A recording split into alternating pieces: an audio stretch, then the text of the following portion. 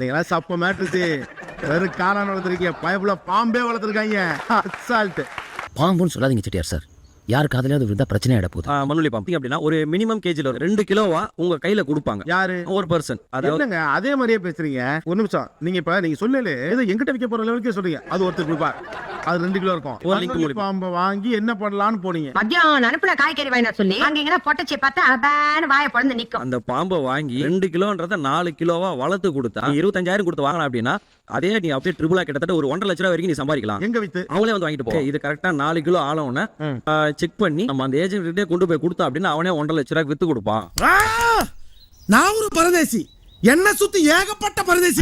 நான் என்ன கேட்டேன், அது அவனே வித்து எடுத்துக்கினா என்ன அதே இதுக்கு நம்ம கிட்ட கொடுக்கணும் அப்படி ஒண்ணு இருந்தா பரவாயில்ல. அவங்ககிட்ட இந்த மாதிரி நிறைய இருக்கு, நிறைய பாம்பெல்லாம் வீட்டாண்ட எல்லாத்தையும் வளர்க்க முடியாது. எல்லாத்தையும் ஓகே அப்படின்னு நான் என்ன பண்ண நான் வாங்கிட்டு வந்து வீட்டுல ஓகே அதுக்கு என்ன ஃபீட் பண்ணணும், ஏன்னா அது வளரணும்ல, அதுக்கு ஏதாவது ஃபுட் கொடுக்கணும்ல. அது எதுவுமே சாப்பிடாது. நீங்க சாதாரண மண்ணில் விட்டாலே அதுவே வளர்ந்துரும். அது வளர்ந்துச்சா எப்படி ஏமாந்தீங்க நீங்க? அதுக்காட்டி நான் வளர்க்குறேன் நல்லா வளர்க்குறேன்னு பந்தா பண்ணியிருந்தேன் ஊரில். நான் 5 வச்சுருக்கிறேன் 10 வச்சுருக்கிறேன். ஒருத்தன் திருடின்னு போட்டானுங்க திருடின்னு போட்டாங்க வச்சு எடுத்துது. என் வெளி தோட்டம் கொஞ்சம் வயசான மாதிரி தெரியும், ஆனா உள்ளுக்குள்ள என் இளமை ஊஞ்சல் அடிக்கிட்டு இருக்கு. அது கண்டிப்பா 750 கிராம்ல இருந்து 1.25 கிலோ வரைக்கும் மட்டும் தான் சார் வளரும். அதுக்கு மேல 1 கிராம் கூட சேர்த்து வளராது சார். ஒன்ன பம்புன்னு சொல்லுவாங்க இங்க. ஆடுறான் கோமுட்டி மாதிரி இருக்கேன்.